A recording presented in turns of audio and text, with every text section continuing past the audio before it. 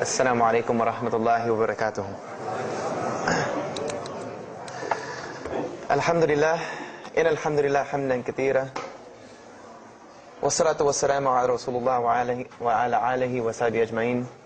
أشهد أن لا إله إلا الله وحده لا شريك له وأشهد أن محمدا عبده ورسوله وختام النبيين ورحمة للعالمين وداعيا إلى الله بإذنه وسراجا منيرا. أما بعد. I'm going to tell you tonight about my journey from where I once was as a former Christian youth minister to how I got to where I am now.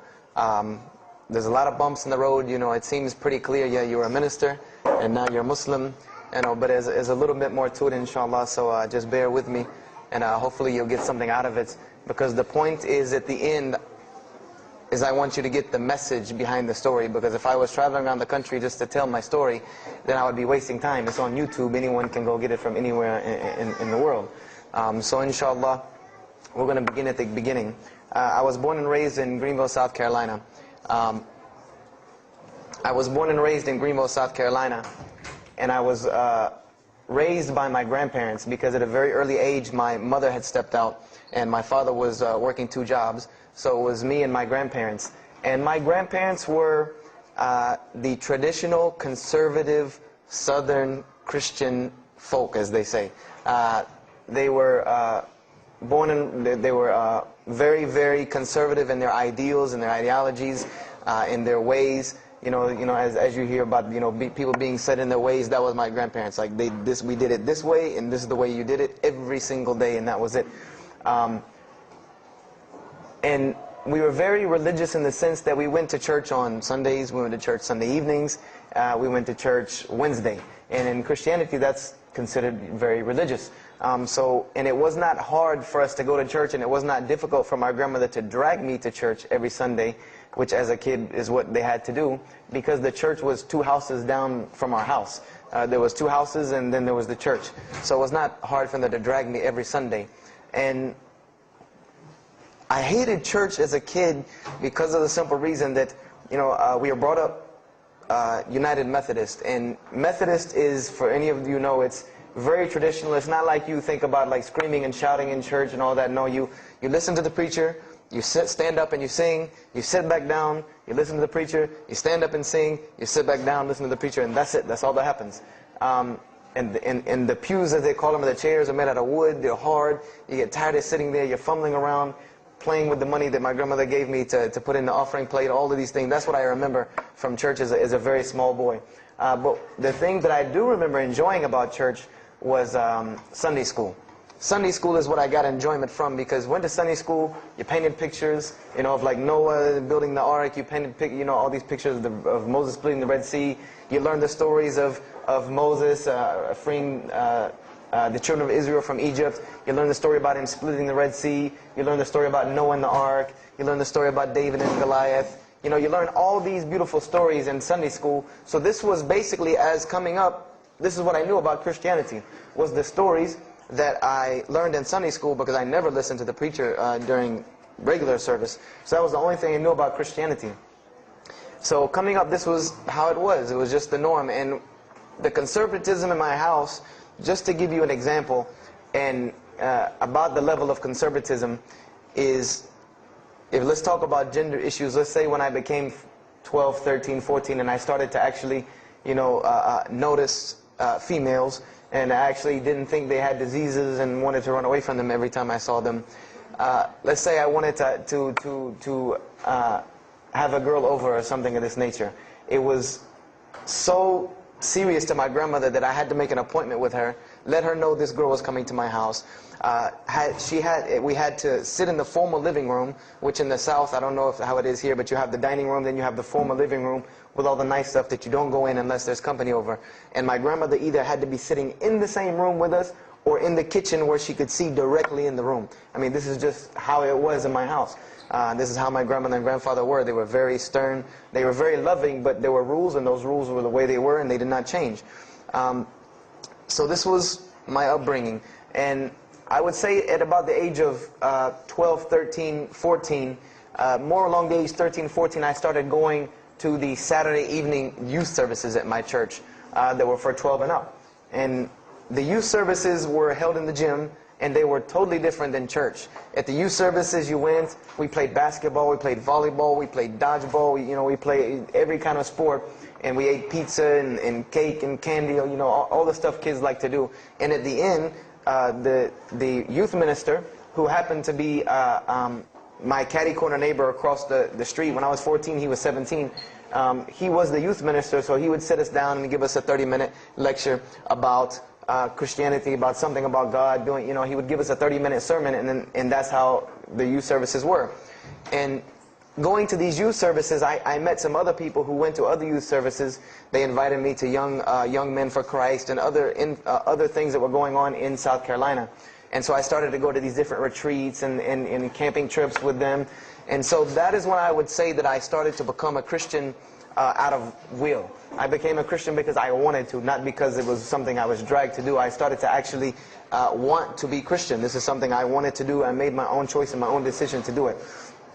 So when I turned 15, I started going to high school.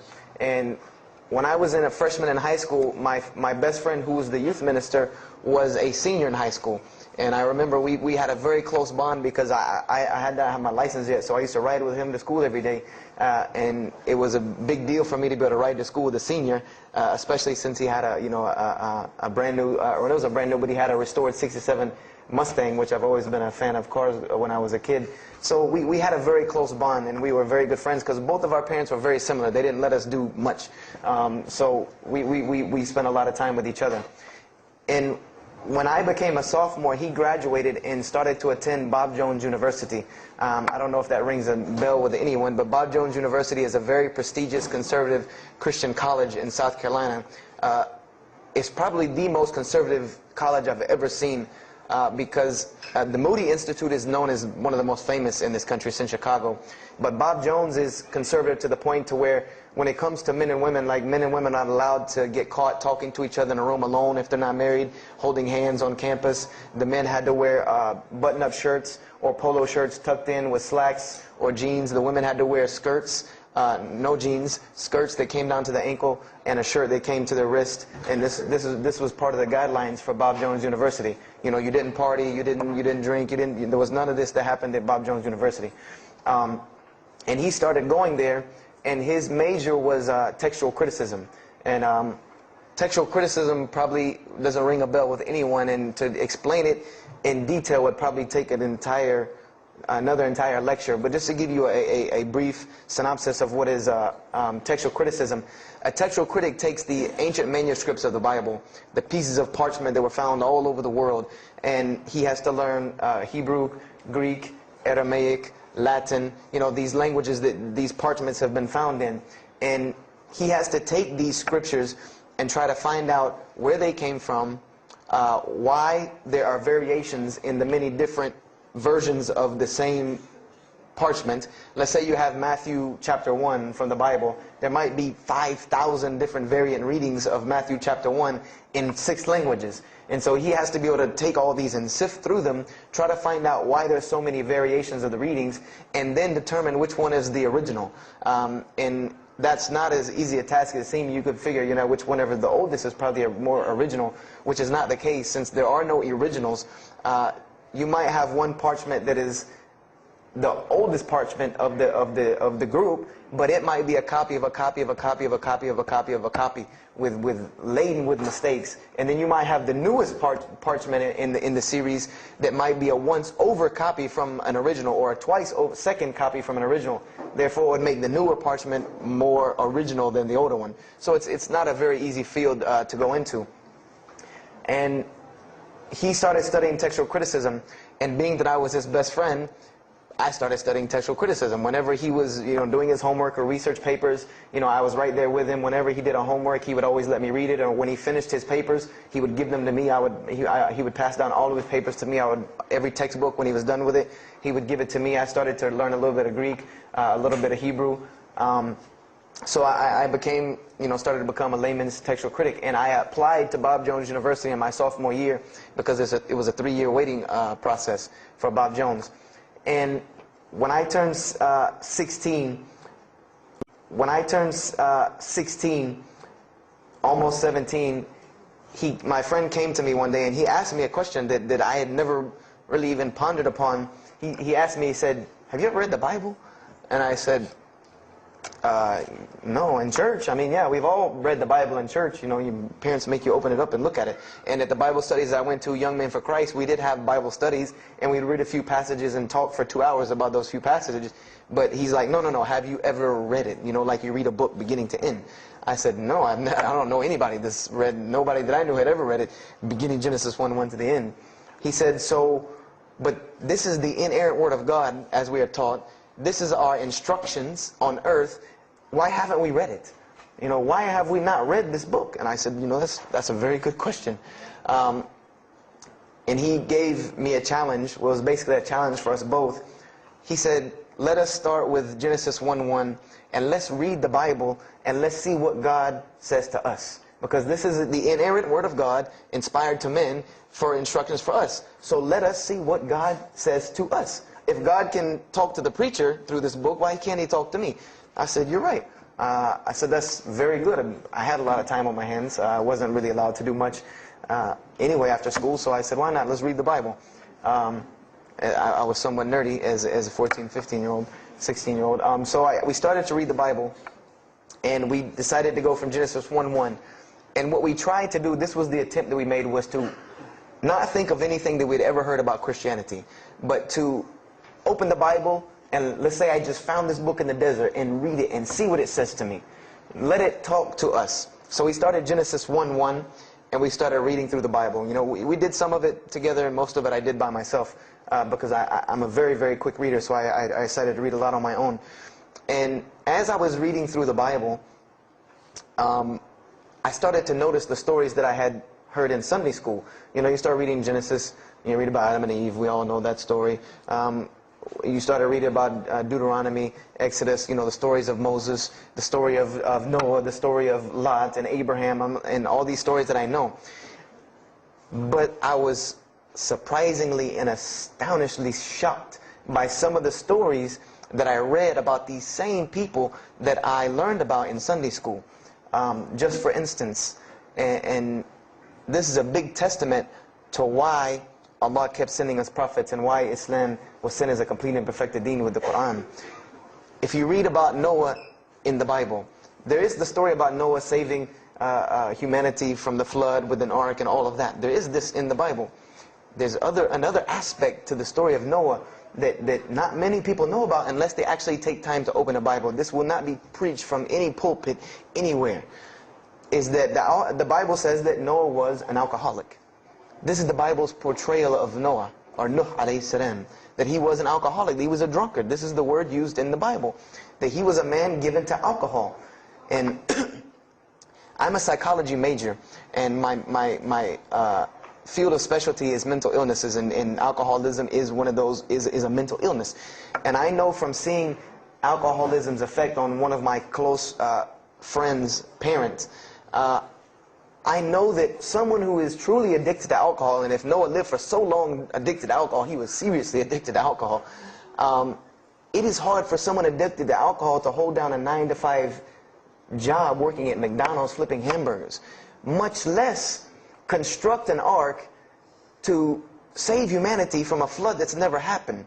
So that stopped me for a moment in my tracks, and I said, Noah was an alcoholic. You know, and it bothered me for a minute, because I said, you know, things started popping in my mind like, if Noah was a drunkard, how did he know God was talking to him? Because, you know, I've seen some people, the alcoholics, you know, you were just asleep in my dog's food bowl the other night, drooling, and now you're telling me you were talking to God last night. You know, you know, to rationally, that would not make sense to me. That's like, you know, an alcoholic on the street coming to you and tell you God's talking to him. You know, he has no, this would give this man no validity. This man has no validity with anyone.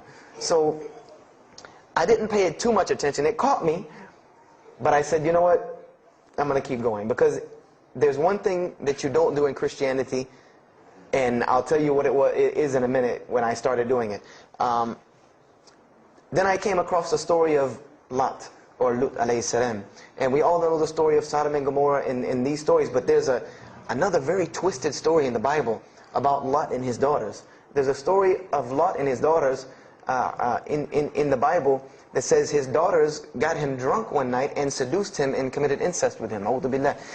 This is the Bible. This is one of the Bible portrayals of the prophets of God. The person who saved his family from Sodom and Gomorrah. This is the story that is in the Bible. So I'm catching myself again like, oh, this is becoming a really bad habit that I'm seeing. This is becoming a bad recurrence that I'm seeing over and over again in this Bible. So, you know, after that I started, you know, speeding through some of the other mumbo jumbo to get to more of these prophet stories. And I got to the story, there are others, and there are some stories in the Bible that are not PG rated, period. They're not rated for talking anywhere. You know, you would need an 18 and up ID card to be able for me to even tell you these stories. So the one that intrigued me, that caught my attention the most, was of my most beloved story in the Bible, and that was of David and Goliath. That was my most intriguing story to me, because not only was, you know, it said that in the Bible that David was a very small man and Goliath was a very big man, and that was appealing to me because I've always been very short, and as a kid I was really short. So, you know, I said this was a very beautiful story to me, just in its prose and in its concept of overcoming. And so I started to read about David. And there are very beautiful stories about David in the Bible. There are indeed. But there is one story about David in the Bible that shocked me to my core. And it's a story about three people. There's three people in this drama: David, Bathsheba, and Uriah. And it says that David saw this woman named Bathsheba. And she was one of the most beautiful women of her time. And she happened to be married to one of the commanders of his army named Uriah. But David on this day decided that he was not able to resist his temptation to be with this woman Bathsheba, so he did. And he committed adultery with her.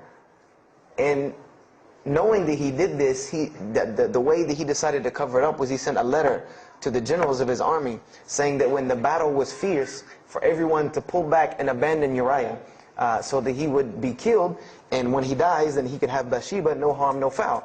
So David went from being the slayer of Goliath, the hero from man, to an adulterer, a plotter, and a murderer.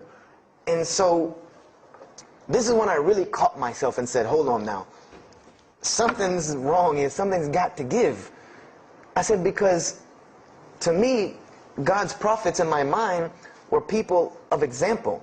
People who I could follow as an example. Someone who was supposed to be the best of us, so that we could follow them and emulate them. And they're turning out to be worse than some of the people that you see on America's Most Wanted. David is somebody that, if I only knew this about him from the Bible, I see him coming down the street, I'm going the other way and calling 911, because he has to have a warrant out on him for something. This is what I'm thinking in my mind. This man is not an honorable man at all.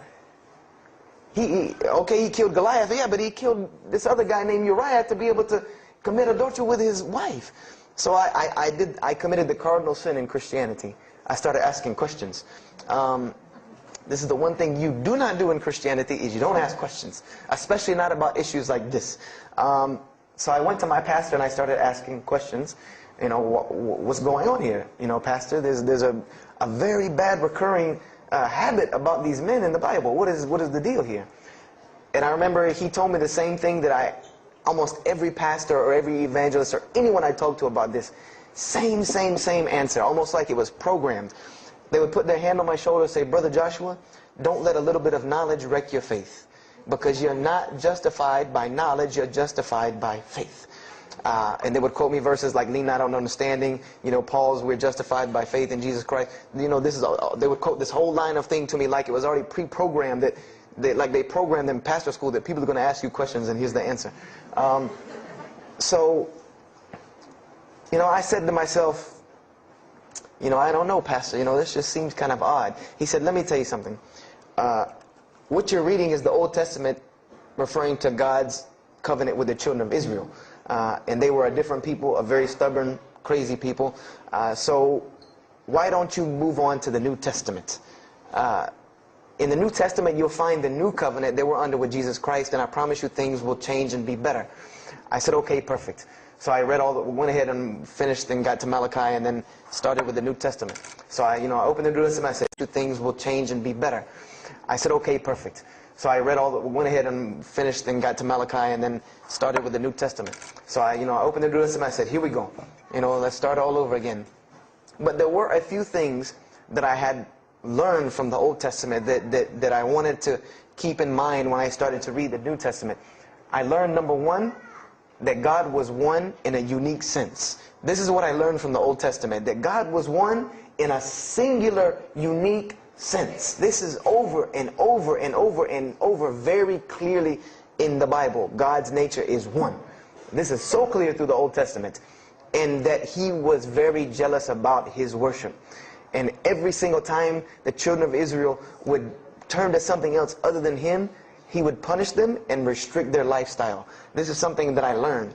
And it kind of, the similitude to me with how God dealt with the children of Israel was, and I hate to use this stark contrast, but it's almost as if one of us went out, God forbid, I hope not, and let's say we went out here and robbed a bank. You rob a bank, you're going to jail for a long time. And every day when you wake up, do you think that jail is going to look like the Hilton at LAX? No, I doubt it. It's probably dark, cold, bad food, orange jumpsuits, not nice people, the whole 9 yards. And the reason why this is, and I know this now from studying psychology, is that this is supposed to be a stark reminder every single day when this person wakes up that you are in jail. This is supposed to remind them every single day you're in jail because you committed a crime. And we run this, not you. This is the message that is being portrayed to this person in jail.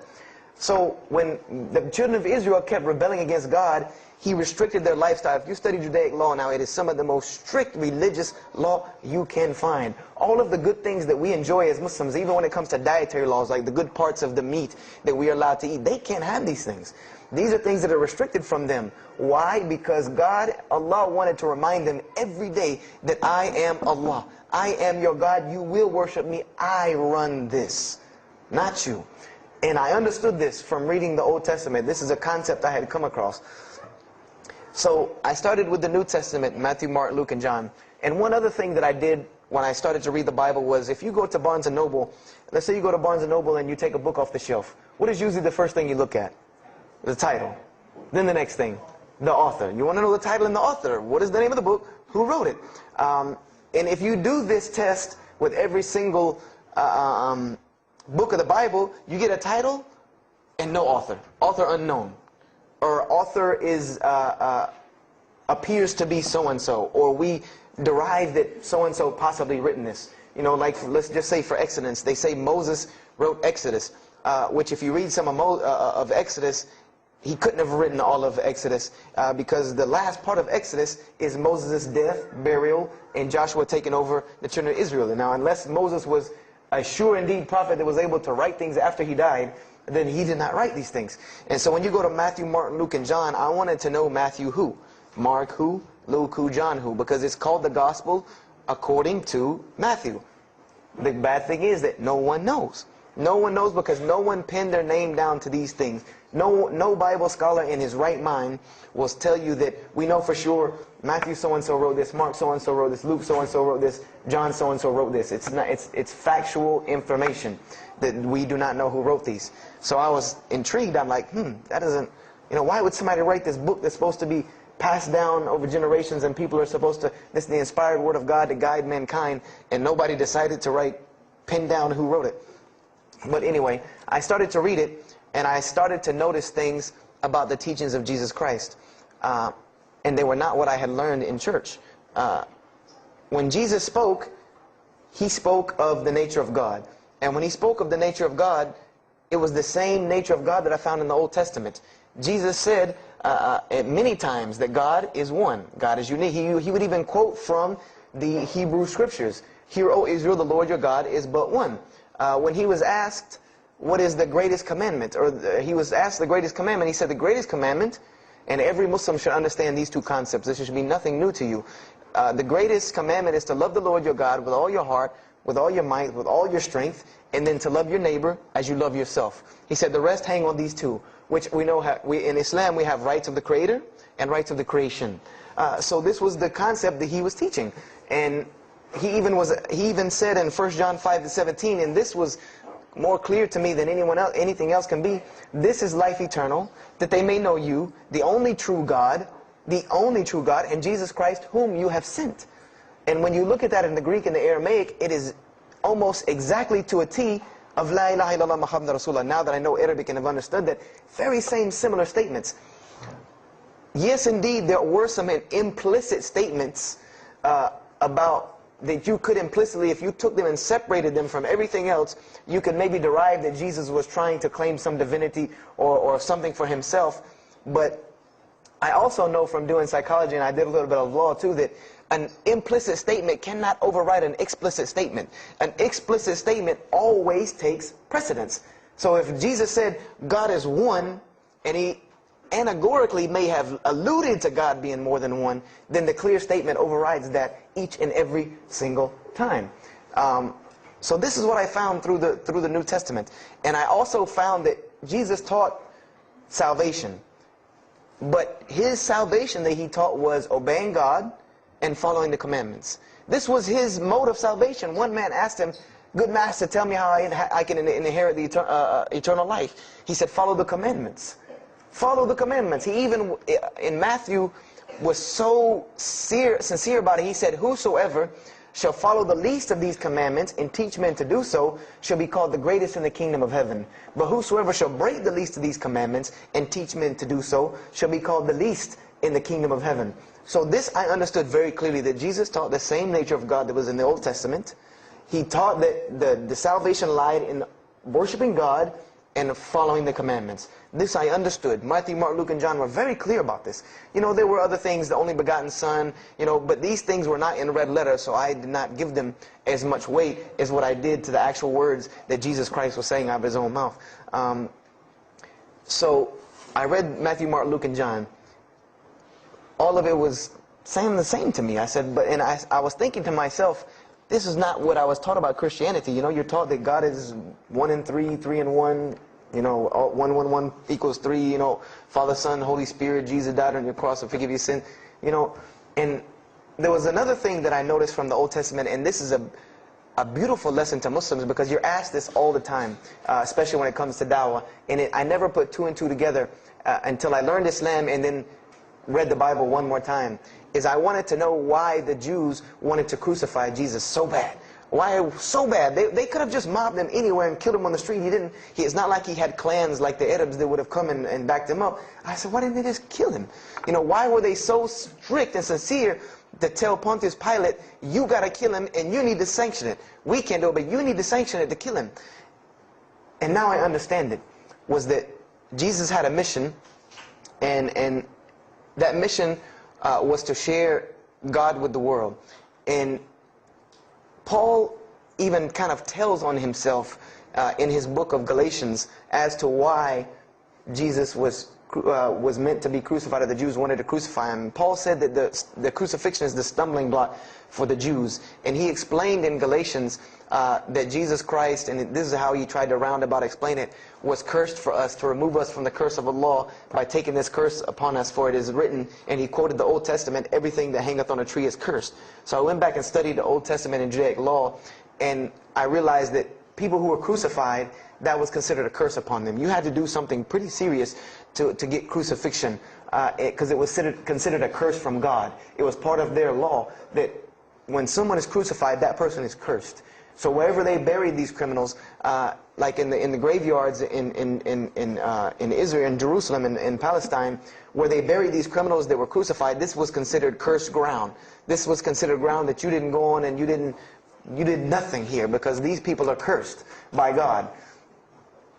So I started to put 2 and 2 together. That it's not that they wanted to kill Jesus, because they could have just killed him. They wanted to disprove who he was. This was their point, was to disprove who this man was. He said he's the Messiah. They wanted to disprove it, and they knew if you can crucify Jesus, he can't be the Messiah. He cannot be our Messiah if you can crucify him.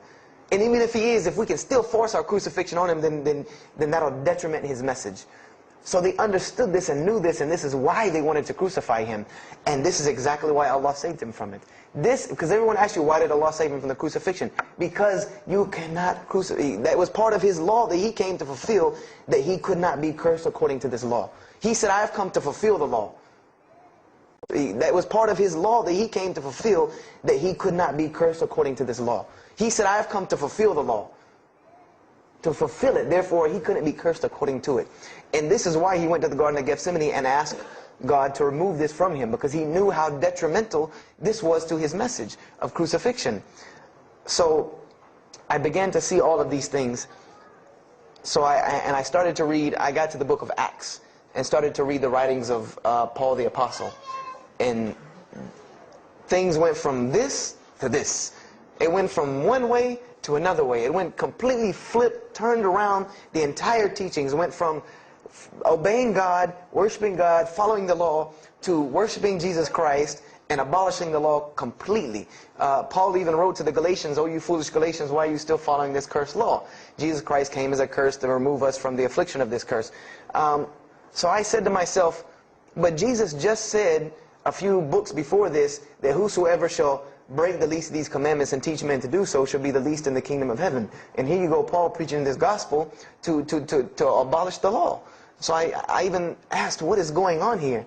So I started asking my pastor, and my pastor said, now you're getting into deep water. You know, now you're starting to question the New Testament. You really have some issues. You know, they even thought that I might be, you know, possessed and all kinds of things. So I had a very big conflict going on inside of me, and my friend took me to his textual critic teacher, his professor. And what this man told me probably wrecked my faith in Christianity. And I always say, I doubt he would be very happy me traveling around the world telling people that a Christian professor from Bob Jones University wrecked my faith in Christianity. But he did.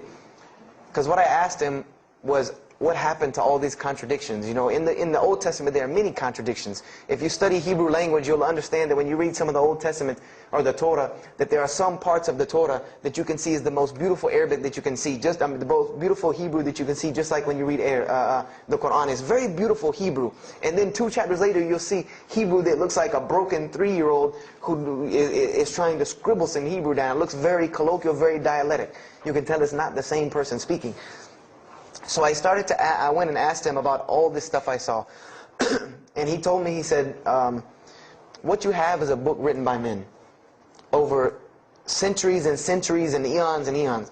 And he says, and this book started as an original that was copied and copied and copied, and somebody added a mistake, and somebody came behind him and corrected that mistake and added 2 of his own. Someone came and copied it and skipped a line and added a line where it wasn't supposed to be. And then someone else came and copied it and took it to his country, and in order for it to fit well with the doctrine they were teaching, he would cross out a dot here or cross out a word here or change a word here so that it would fit with the theological ideas of this part of the world.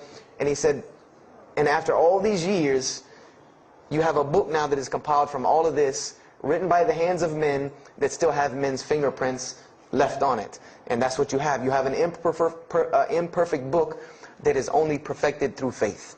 This is exactly what he told me, that this book is perfected through faith. You cannot perfect it textually. It's not a textually perfect book. Those who believe in it by faith.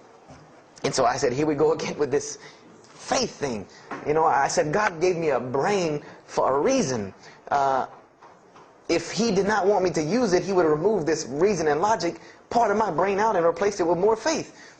So, you know, and I was of the opinion, you know, as the saying goes, my grandmother didn't raise a fool. I'm no fool. You know, I said, I can't believe in this. You know, I mean, this book I've been taught is the inerrant word of God, and you're just telling me that it's a book of errors that's only perfect through faith. That's like me taking a 1982 Datsun all beat up and saying, if you believe, it can be a Mercedes. If you believe. You know, that would make no sense. You can't take a car to the car dealership and say that. No, if you really believe it, if you look at it right, it's a Mercedes. So I said, no, you know, this is a book full of errors. And God's religion is perfect. If God has a religion, it's perfect. If He has a book, it has to be perfect because He is perfect. So I left Christianity completely. And I decided that I was, I had learned some concepts from the Bible. God was one. You couldn't fool me of that. I had also concepted that there should be nobody standing between me and God because He created me without permission from anyone. Therefore, I don't need to be taking permission from someone to go to Him. If I had to be forgiven for something, it should come from Him, because on the Day of Judgment, it's going to be me and Him alone. And I didn't know about God's prophets yet. I had my doubts and persuasions about that. So I decided to start searching other religions. I went back to Judaism. I studied Judaism. I found the same thing that Jesus taught about two spiritual Jews that leave the law, and Jews that were so caught up in the law that they left no room for spirituality. I studied Buddhism, Hinduism, Taoism, Confucianism, Wiccan, Bushido. Everything I could get my hands on, every type of ism or religion, I studied it. But there was one litmus test that I used for every religion. And whenever I met them, or the people or whatever about this religion, I would always ask them, do you have a book? Do you have a book? Because another thing I had come to the conclusion of is that if your religion is true, you should be able to tangibly hand me something and show me that this religion is true. Give me something that I can see. I don't want to hear that faith stuff anymore. I heard that all my life, and look where it got me. It got me thinking I'm driving a Mercedes running around in a 1982 beat-up Datsun. I said, no, you have to show me. And so I read the Bhagavad Gita, I read the Torah, I read the Scrolls of Tao, I read the Code of the Bushido, I read the Wiccan Book of Spirits and Spells and all that other magic stuff they have. And I read all of these things, and I found something very congruent with all of it, was that there were very same philosophies and teachings in all of these major religious books. They all talked about God and His nature. Most of them alluded to the fact that God is one, and that God sends messengers to us and people to us to teach us. But they were filled with a whole bunch of garbage, to be honest with you, that I couldn't logically, rationally believe. So at about the age of 17, just about the time, about 17 and a half, I gave up my search for God. And I became kind of angry with God, because I said, here I am looking for you, and I can't find you, and it doesn't look like you're giving me any help. And I don't know how many of you know, but for a 17-year-old that is frustrated with God and the world, there's a lot of trouble he can get into. There's a lot of things he can do to put himself in predicaments when he's frustrated with the world and had come to the conception that, if there's a God that exists, then He doesn't really care about me.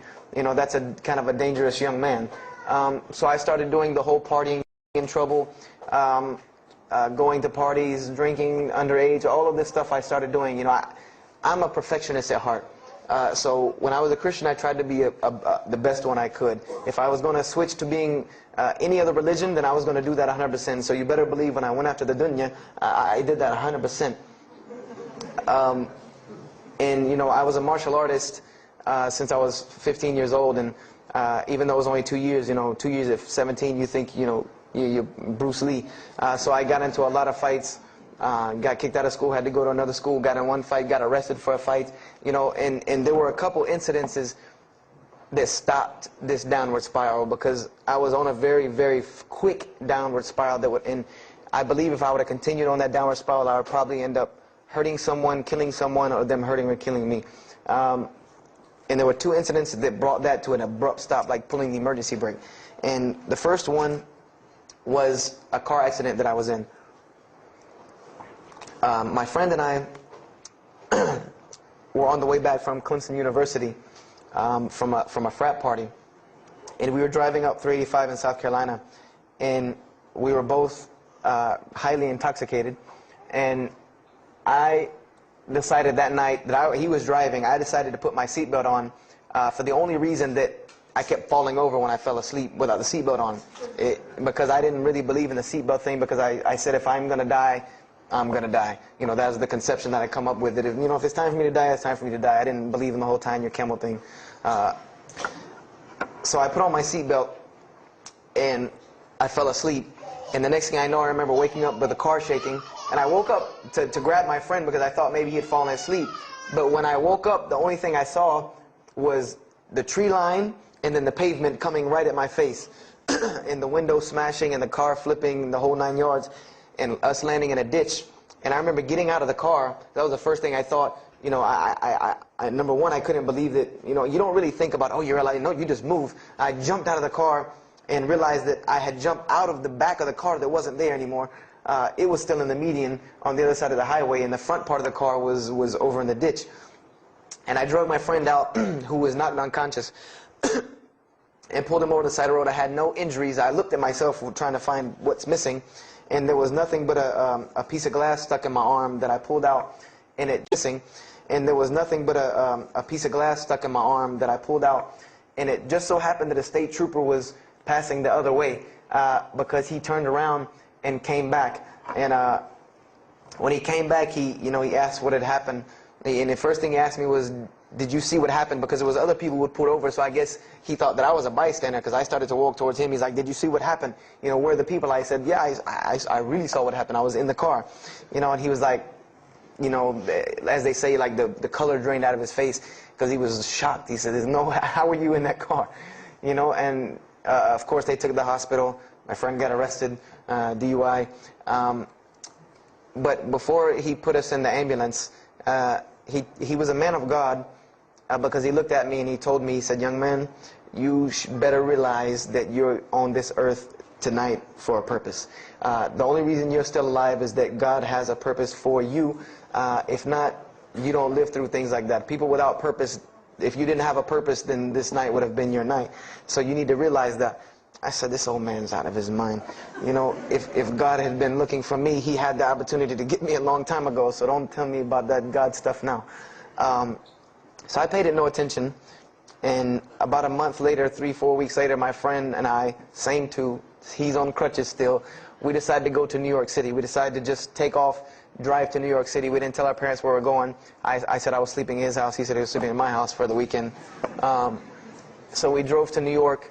And in New York, I remember going to the ATM to get some money. And in New York, they have these ATMs where you have to go in the little glass room to get your money at ATM. I don't know if they have that here, or if any of you have been to New York. Now, alhamdulillah, you have to put your bank card in to go in there. But in '97, it was not like this. You went in, and it was almost like the game Mousetrap, because you go in, take out your money, criminal comes right in behind you. There's nowhere for you to go. You know, there's nowhere to run. So I went in, I took my money out of the ATM, and I heard the door open behind me. You know, so I turned around. You know, I thought somebody was coming in behind me, and there was a man who put a gun to my face. And he must have really, really, really, really needed this money, because he didn't ask me anything. He didn't say a single word. I just remember looking at the gun in my face and him pulling the trigger. And it was a revolver. And to this day, I'll never forget that image in my head of seeing that little spindle turn and hearing that very distinct click of a revolver. And it probably could have been like a .32 snub-nosed gun like this, but when it was in my face, it looked like one of those like cannons that you see on the movies. And I remember when he pulled the trigger,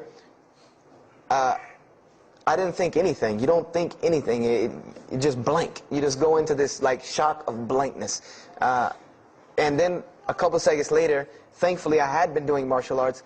That might have helped me overcome the fight or flight syndrome, because all I could think was, go! You know, like myself kicking myself, like, what are you doing? Go! So I bum rushed him. We went flying, he went flying, money went flying, gun went flying. And I took off and went to the hotel and didn't say anything to anybody. We went back to South Carolina the next day. And I didn't say anything because we weren't supposed to be in New York. My grandfather would have killed me. If that guy didn't kill me, my grandfather would have took care of it. So I didn't say anything until about a month or two later. You know, I kept having nightmares about this same incident. I kept having night terrors from this incident. And so I told my grandmother about it. And she told me the same thing that the officer had told me. She said, you know, you have to realize that God has a purpose for your life. You're here for a reason. People don't go through the things that you've been through and still walking on this earth without a reason, and you're pushing the limit. This is what she told me. You're pushing the limit, really. God has something for you, and He wants you to get it, but you're pushing it. And she didn't tell me to go back to Christianity and study my Bible. The only thing she told me was that God hasn't gone anywhere. You just have not looked in the right place yet. And so I decided to put myself back together. the car wreck, the gun thing, the getting arrested for fighting, like all of that, like really made me stop really quick and think, that I need to get my stuff together. So I became an agnostic, someone who I believed in God with no form of religion. I prayed to God on the floor on my hands and knees, because this is how all the books of God, this is how the Bible, the Torah, the New Testament, the Bhagavad Gita, all of these scriptures that I ever read, they said that this is how the men of God prayed. And it was during this time that I did read one book about Islam in the public library, because I had never heard of Islam ever. But I remember I was looking in the religious section in the library at school, and there was a book about Islam, and or it was in the library, the public library, and I remember it was some title like "Why I'm Not a Muslim" or some one of these titles that was propagandistic against Islam, but I had no idea. So I just took the book and I read it, and I remember it said that Muslims, M-O-S-L-E-M-S, and any of you knowing Arabic knows that's a very derogatory word. A Muslim is someone who oppresses someone else. That's a very quick sleight of the pen that was used in the past for a very real purpose. It said that Muslims were people who worshipped a moon god named Allah, who lived in a box in the desert in Saudi Arabia, and they were oppressive to women. I remember there was a whole chapter about how they could have 4 wives and as many as they want, actually, because they could marry 2, divorce 1, get 3 more. This whole, and it said that I remember the one thing that really caught my attention was the whole chapter on jihad, where it said that Muslims were allowed to kill non-Muslims at any time, at any place, without discretion, and it was an honorable act, and not only would they go to heaven before it, but they would get 70 virgins on the way. So I closed the book on Islam, put it back on the shelf, and marked off Islam off my little list of religions, and said thanks but no thanks, and if I ever see a Muslim, I am out. And I said I'm pretty safe in Greenville, South Carolina. I had never seen a Muslim ever. So I said, I don't have to worry about running into no Muslims, thank God. So, I started, just worshiping. I tried to just be a good person, pray to God, ask Him for guidance, try to be a genuinely good person. And I remember what changed is when I met a Muslim. I met a Muslim who I had met a couple of times at school. We had went to school together, and I knew him, but I never knew that he was Muslim. And there's a couple of reasons why I never knew he was Muslim.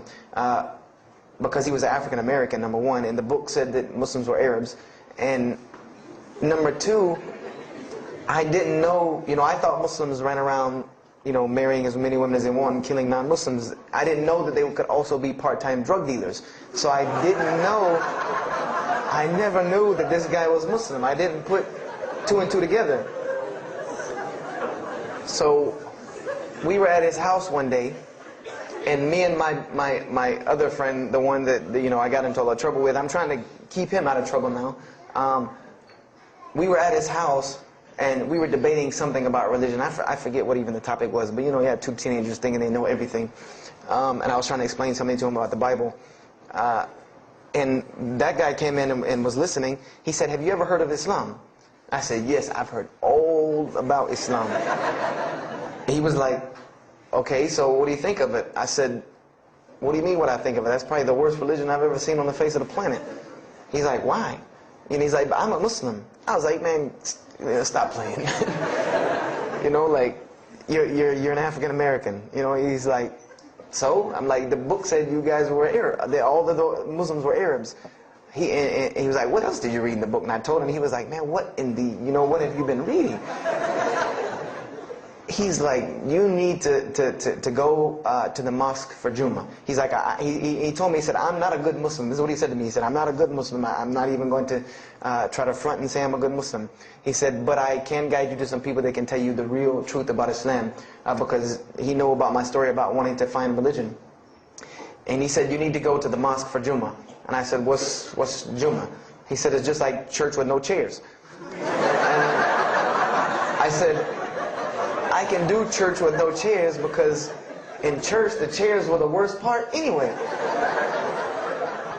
Because they had these hard benches that you sit on that are like this, and they're so hard. I said, that's good. You sit on carpet? Wow, man, every church should be like that. And I said, where's the mosque? He said, it's on Wadehampton Boulevard. I said, where on Wadehampton Boulevard? I lived on Wadehampton Boulevard. I lived right off of Wadehampton Boulevard. He said, you know where Lee Road intersects with Wadehampton? I said, yeah, I live on the other side of the intersection. He said, it's right there. I said, no, it's not. There's nothing. There's a gas station or a church. He said, yeah, you know that church, the Evangelical Missionary Training Facility? I said, yeah, I used to take missionary classes there. He said, you know that building in the parking lot with the gold thing on top? I said, yeah, the gym? And he was like, no, that's the mosque. Because I had always thought it was the gym because it was in the same parking lot and it was just rectangular with 2 glass doors in the front, and you could literally walk in between with 2 glass doors in the front, and you could literally walk in between the church and the masjid and touch them like this. Anyone doesn't believe me, go to Greenville, South Carolina, look at the masjid. You can almost touch both of them just like this. He said, yeah, it's right there. I said, I've never, at first I was shocked, like I've been living across the street from all these crazy Muslims all my life. I said, I never knew. And he told me to go to Jummah, and I asked him what time. He said he would meet me there at 1 o'clock in the afternoon on Friday. So I said, okay. I went on Friday, and I'm waiting outside for him. I'm not going inside. That's not happening. And I'm seeing all these people going in, and at this time, it was a predominantly Indo-Paki Arab masjid. Anyone who went in was not American, period. And I did not see even one African-American going there. And I did see one, and then when he went in, I heard him talking in a dialect that I realized he was probably from Africa. And I said, he's not American. So I'm not going. I'm waiting, and I'm standing outside, sitting on the church steps, and the imam pulls up and parks right in front of me, who I had no idea he was the imam. But he got out, and he asked me, am I waiting for someone, this, that, and the other? And I explained to him. He said, oh, yeah, we know this brother. You don't see him that much, but we know who he is. And, he said, I'm glad you came. He was a very, very nice, gentle young man. And he invited me into the mosque, and I kind of wanted to wait on my friend, but I didn't want, at the same time, I didn't want to tell this man I don't want to go in. So I went in, and they put me in the back and gave me a chair anyway. And I said, I came to sit on the floor. And they gave me a chair anyway, and all of these people are piled up in front of me. And there's no Americans here, and I'm starting to wonder, if this is a setup, because it's starting to smell like a setup to me, because in my mind, I'm like, you've been set up before, and this seems kind of like this. So, and I'm starting to think in my head, scenarios, a young mind at play. I said, this other guy, my friend, he probably was in the same situation like me, and he probably made a deal with them to get out as long as he brought other Americans and tricked them into coming to the mosque so they could do their jihad after Jummah and get their 70 virgins.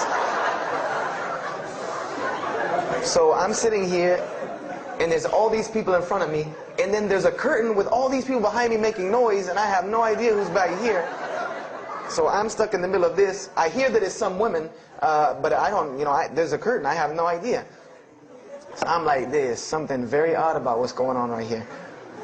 I'm like, just let me make it. I'm starting to look for the exit. I'm like, calculating how many people are between me and the exit. I know some martial arts, so I said I'm going to hit a couple of them, and I'm out.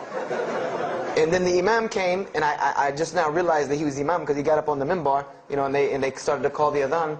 And, I said, okay, that man seemed nice. He seemed genuinely nice. So I felt a little more comfort.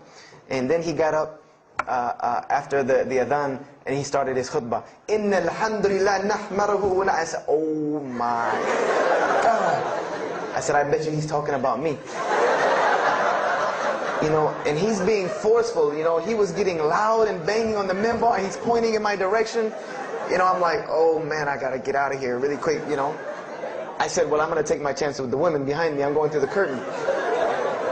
And then he started to, when he got done with his Arabic tirade, he started to explain it. That verily all praise belongs to Allah alone, or God alone, and Him do we worship, and Him do we seek help and assistance. We seek refuge with Him from the evil that lies. He explained what he said in Arabic, and it sounded to me so beautiful. It was very, very beautifully prosed, what he said, and I wanted to know where he got that. I said, where did he get that? Because it was only about God and about the nature of ourselves. All of us should know that beginning of the khutbah, and he quoted the 3 verses from the Quran. O you who believe, fear God as He should be feared and do not die. And instead of state of submission to Islam, he was a very wise man, because he translated everything. It was almost as if he knew I was there and translated everything for me, you know. I remember to this day what the khutbah was about. And I don't know if he did it because I was there, or if that was his already planned khutbah, but it's almost as if it was meant for me. The khutbah was that, the title of it was that the forgiveness of Allah is open to anyone at any time, at any place, no matter what, unless they have committed shirk. And the prose of the khutbah was a very long hadith. That some of you will know. And just to make it short, it was the hadith where the Rasulullah ﷺ met Angel Gabriel or Angel Jibreel, and Angel Jibreel was telling them to tell him that if the Muslims commit this certain sin, to tell them that Allah would forgive them. And every time he would tell the Muslims, they would say, okay, well then what about this sin? And he would go back and meet with Angel Jibreel, and he would go back and come back and say, tell them that Allah will forgive him for that. And this discourse happened, you know, for many different sins. And then finally Angel Jibreel alayhi salam said, tell them that Allah has said, no matter what they do, even if their sins are compiled, you know, like the oceans are from the east to the west, as long as they have not associated a part one another with Allah, tell them that Allah will forgive them. And I remember he told me that, or he said that, you know, that the door of repentance to God is open as long as you have not seen the angel of death or the sun hasn't risen from the west. I didn't really understand the sun risen from the west thing at that time. But, and he said that, you know, God's forgiveness has to come from God alone. And this was the whole premise of his khutbah, was on forgiveness and tawbah. And I was saying to myself, these are all of the same concepts that I had formulated through reading the religious scriptures myself. And I'm asking myself, where did he get this stuff from? You know, where did he get all this? And he started using names like, he used the name Ibrahim alayhi salam, he used the name Musa, and I'm like, he translated it to Abraham and Moses. I'm like, where did he, you know, where is he getting these? These are names from the Bible, I know these people. And so after this, the khutbah, they started lining up for the prayer. And I got apprehensive because everybody's getting up in front of me and blocking my exit from the door. And so I guess one guy in the back saw me, and because I had to move back a little bit, he said, we're about to pray. And I said, pray to who? And he said, to God. I said, which one? And he said, the one that created the heavens and earth. You know, the same one that's in the Bible, you know, the only creator of the heavens and earth, the only God. I said, yes, I know him. And so the Imam started to pray, and when he recited the Quran, I know it sounded very intriguing. I had no idea what it was. But then when I saw Muslims bow and prostrate on the floor, verses and verses of every religious book that I had ever read started ringing off in my head, that this was the way men of God prayed. And the first thing that I could think of in my mind was, this is worship. That's what I said to myself. This is not prayer, because prayers are asking God for something. These people are worshiping God. So I said to myself that you've written this religion off way too easily. I thought I was a much more open-minded person than that, and I was ashamed of myself that I had written it off with just one little book. You know, I had put all these studies into the other religions. I read this one thing about Islam and was done. So I went to the Imam after Jummah. You know, he talked to me, and I would have to say that I was probably a little bit rude with him. And I've asked him to forgive me. You know, I saw him a few years later. I said, you got to forgive me for the first time you saw me. Because he started telling me, you know, would you like to know a little bit more about, he had a very heavy accent. He was an Egyptian brother. Would you like to know a little bit more about Islam? He tried to give me some pamphlets. I said, no. I don't want any of this right here. I said, do you have a book? This is what I wanted to know. Do you have a book? Can you give me? He said, yes, we have a book. I said, it's called the Quran. I said, can I read it? Is it in English? Can I read it? He said, sure, you can read it. And then he tried to explain it to me a little bit, how it came by. I said, nah, just give me the book, because the book should speak for itself. So I took the Quran home, and on Friday night I started to read it, because this is a book I had never seen before. And I was very interested. So I went home and I opened the Quran, and I read the Fatiha. It seemed to me kind of like the Lord's Prayer. You know, it was a little similar to what I found in the Bible. But then I started to read Surah Al-Baqarah. I started to read Surah Al-Imran. And I started to see names that I had seen before. I started to see names like Abraham, Moses, David, Jesus, Yahya, John the Baptist, Zechariah, Mary. And I said, I know all of these names, but there was something different about these people in this book. The prophets that I found in the Bible were people that were deplorable, of not very character.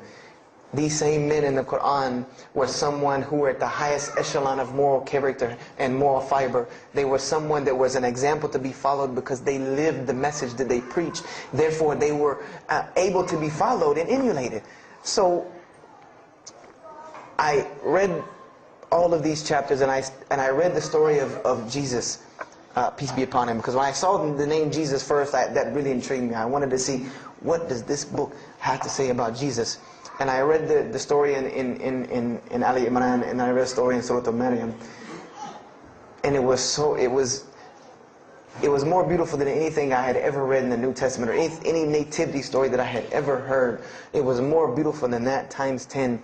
I remember the only thing that I could capture anything I had ever read in the New Testament, or any nativity story that I had ever heard. It was more beautiful than that, times 10. I remember the only thing that I could capture in my mind was the miracle of how, because in the Bible you never really figure out the conflict of how Mary gets over this finger pointing at her about her coming with a baby and she's not married. There's no real end to that. There's no real defense for her from this in the New Testament. But the Quran is so explicit and so clear that Jesus' first miracle was to speak from the womb, to speak as a baby and defend the honor of his mother. Something that you cannot deny, something that you cannot deny about her, who Mary was, when you have this baby speaking on her behalf. So I would say I read the Quran entirely in 3 days.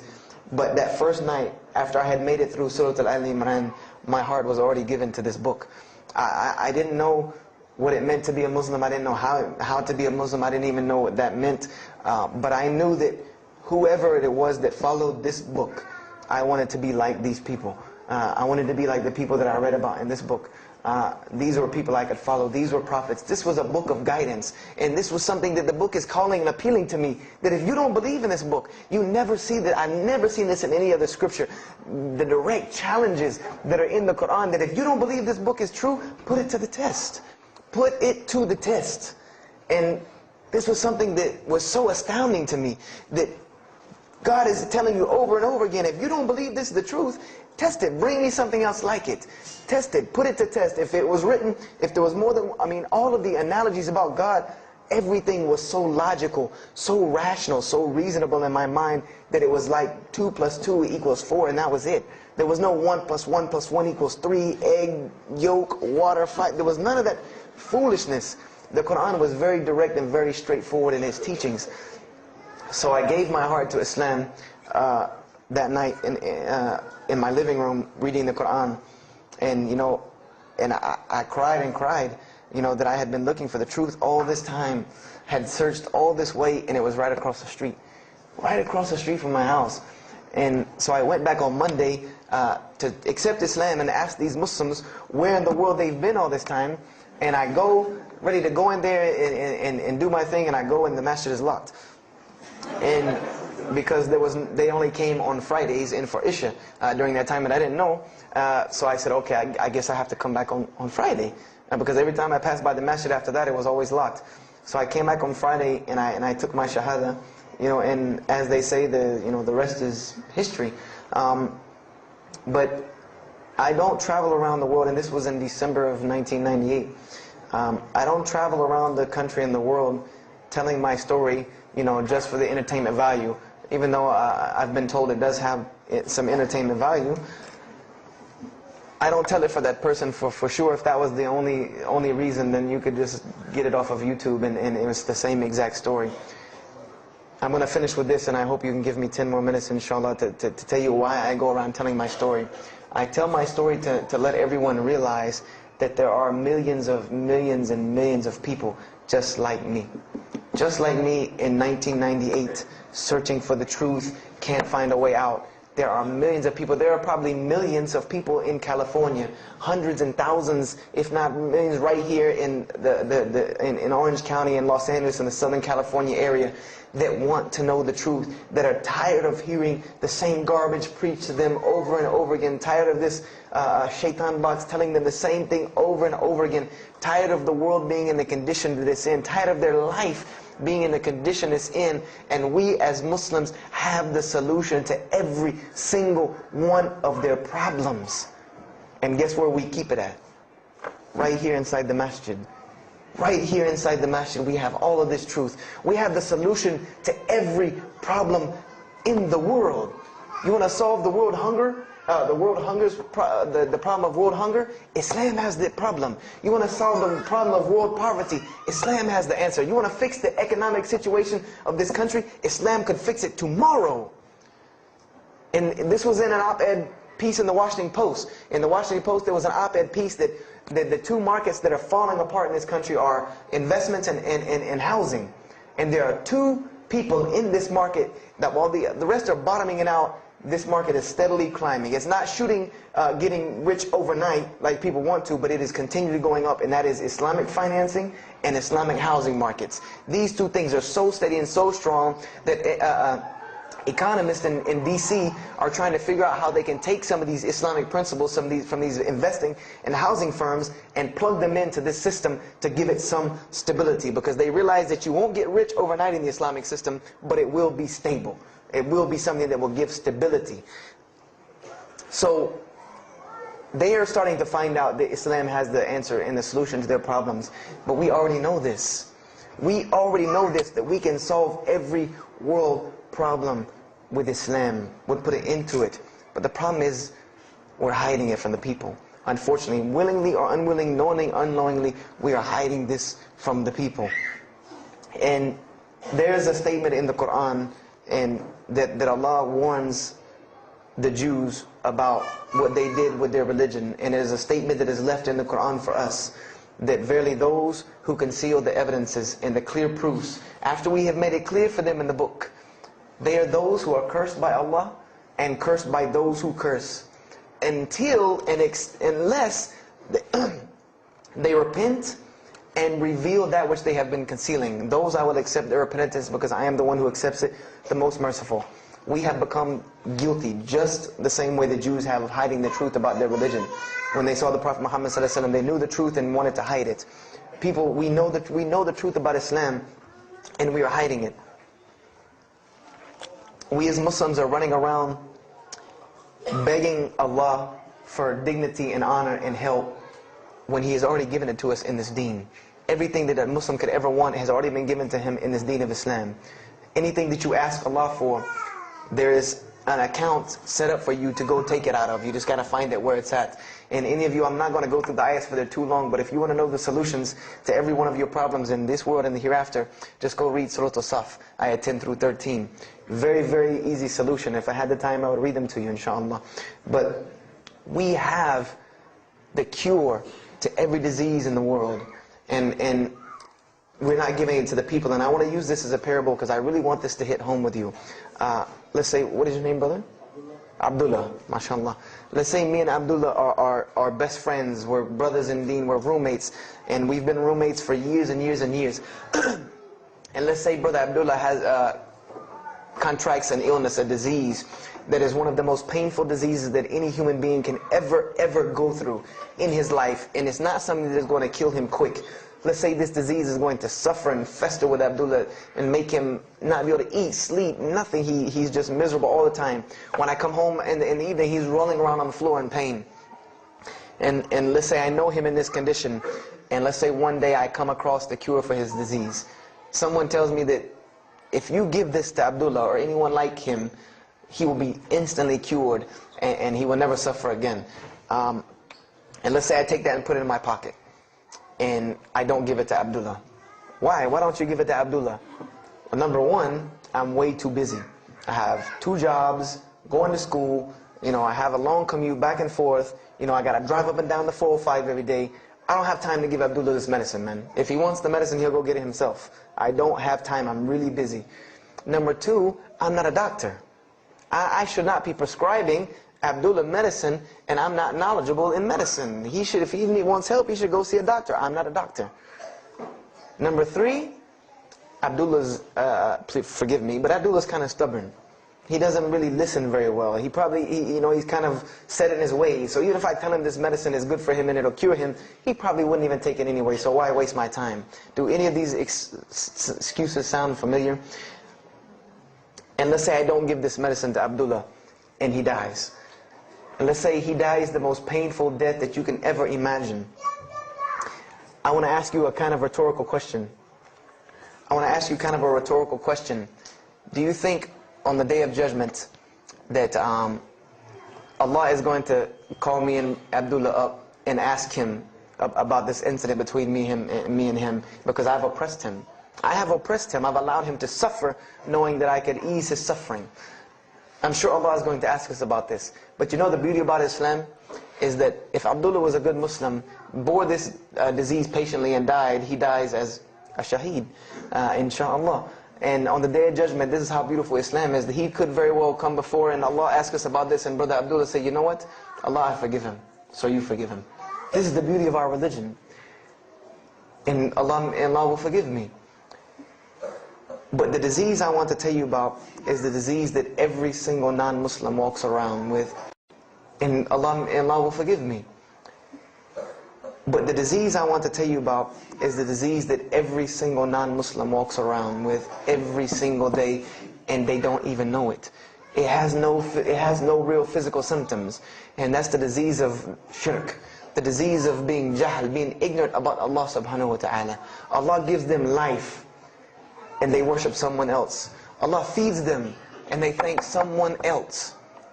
He created them and fashioned them in the womb of their mother and knows them better than they know themselves. And they have no idea who He is. They don't even know who He is. If that doesn't pain your heart to see a person in this condition, then for sure the hearts have become hardened. Because when I see non-Muslims, especially when I sit in places like airports, I see this disease. I see it on them. I see them walking around with it. And there's so many of them passing me, I think to myself, there's no way I could talk to all of them. There's nothing I can do. And this disease is something that not only is not going to show up as a physical symptom, and is going to leave them ignorant about Allah subhanahu wa ta'ala, but when the day they die, they will die the most physically painful death that anyone can ever suffer. The Rasulullah said that when the angel of death comes to the disbeliever, it doesn't come kindly. He yanks the soul through the nose, and it's as if his flesh is torn from his bones.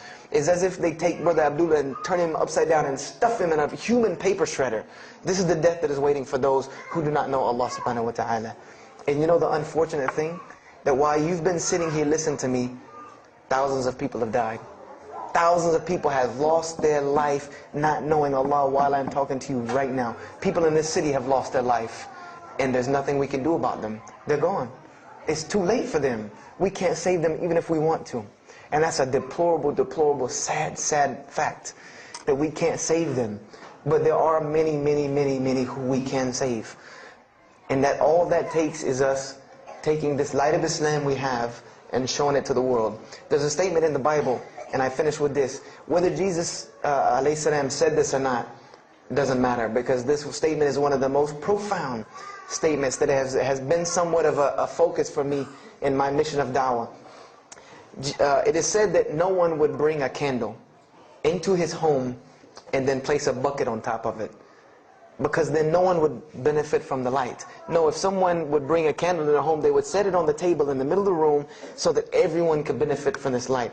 And unfortunately, the Muslims of this generation, we are a bunch of candles with buckets on top of it. No one can see our light. No one can see the beauty of Islam in it. Believe me, if you don't see it, believe me, take it from someone who was once standing on the outside looking through the window at that light. It is one of the most beautiful things you can ever lay your eyes on. It is a treasure to be found of treasures. And everyone else can see this, and they will see this if we show it to them. If we allow Islam to be Islam. If we start becoming Muslims, meaning that the best form of da'wah that you can do to this world is very, very simple. It's not complex. It doesn't take a 10-hour workshop, even though some of the details do. But if you want to know the way, the best way to do da'wah is for Muslims to be Muslims. That's it. Study our history. Study the history of Islam. Why was the world conquered by Islam? Not through military campaigns and wars, but through Muslims being Muslims. The most populated Muslim country, Indonesia, was because of Muslims being Muslims. A few Muslims deciding to get up off their behinds and go to another country and live their life as Muslims, not shaving off their deen to be pleasing to those people, but being Muslims. And when the people asked them and inquired, what is it about you backwards Arabs that we've heard all these crazy things about? Now you come out of the desert with pristine moral and character, and you have better ethics and morals than we do. What is it that has happened to you people? And their answer was, La ilaha illallah, Muhammad Rasulullah. That we believe in Allah and He has sent us a man named Muhammad, and we emulate his lifestyle. That's why we're like this. This is what conquered the world for Islam. This is what conquered people's hearts for Islam. Was the truth and the beauty of it and its simplicity of its message. This is what brought me, and this is what the world needs. With all of this foolishness going on in the world, this is what it needs, the simplicity of Islam, whether they want to hear it or not. They know it in the bottom of their heart. When you show them the truth, even if they turn away from it, they know it's the right thing. They know it's the truth. And on the day of judgment, you can stand before Allah subhanahu wa ta'ala, having washed your hands and saying that I did my job. And I finished just one more thing. I finished with this. If you don't believe this is important, if you don't believe this is one of the most important things you can do as a Muslim,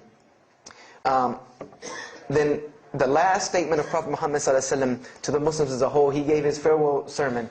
And we know that what his farewell sermon was a summary or a synopsis of what Islam is and its general principles.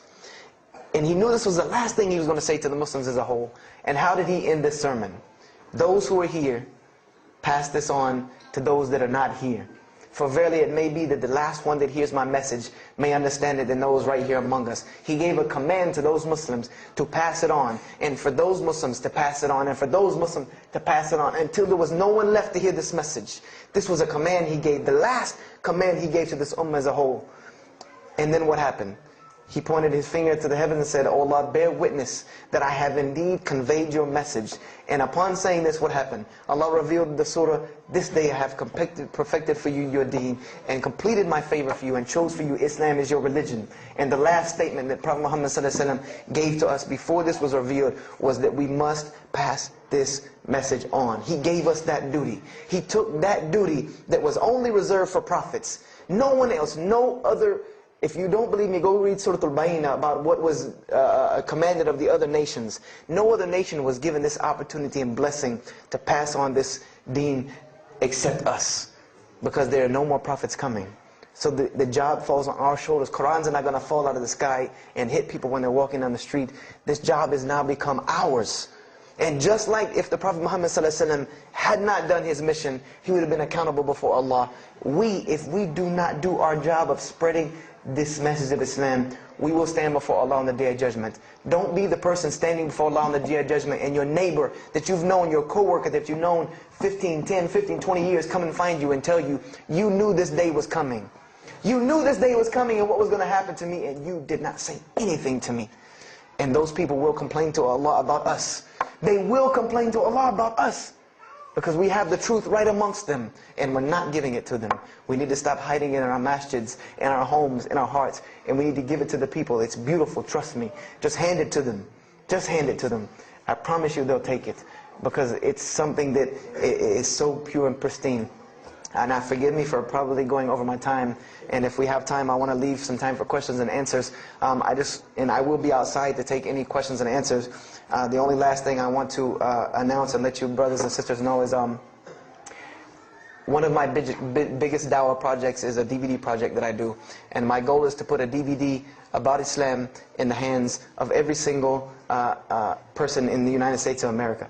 Right now I'm working on Florida and I have other brothers working in other places because people will watch a DVD. We did studies on this, and people will watch media before they'll read a book or before they'll listen to an audio CD. And alhamdulillah, through these DVDs we've gotten, I would say, an average about 2 shahadas a month. Because my personal contact info is on the DVDs, and people watch them and they call me and I converse with them, and usually most of them accept Islam. I just had a shahada the day before yesterday from Irvine, Texas, from someone who had bought the DVD and given it, a Muslim had bought it, gave it to his friend. His friend hated it or didn't want it, so he gave it to another person, and that person gave it to a co-worker at work who watched it and accepted Islam. So this is one of my biggest projects.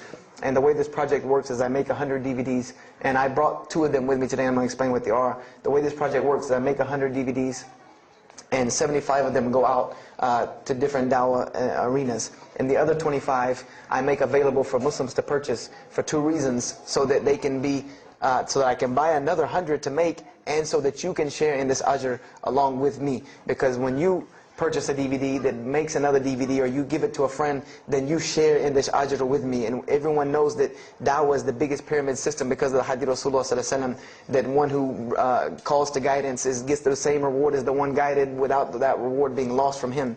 So I made these DVDs available to the Muslims, so that you can put a little effort in da'wah and make another 100 inshallah. So I brought two today, and they're outside.